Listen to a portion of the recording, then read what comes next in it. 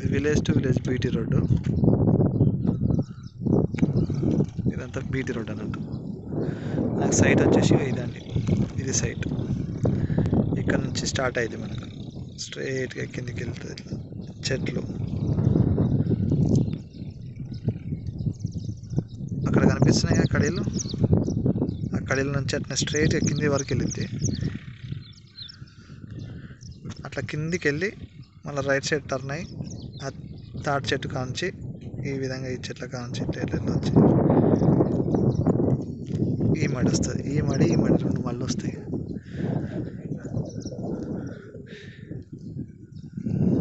ఇది పొలం వేసిందండి, ముందట పొలము, వెనకాల మొత్తం పత్తి చేను.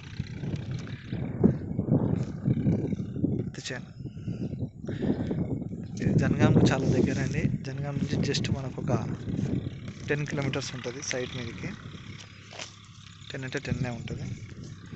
ఉప్పల్ నుండి 85 ఉంటుందండి మనకు. సూర్యాపేట నుండి 80 కిలోమీటర్స్ ఉంటుంది. శంషాబాద్ నుంచి 130 ఉంటుంది. సిద్దిపేట నుంచి 70 కిలోమీటర్స్ ఉంటుంది. ఖమ్మం 129 ఉంటుంది. వరంగల్ 67 ఉంటుంది. కాజీపేట 55 ఉంటుంది. ప్రశాంతంగా ఉంటుంది వాతావరణం.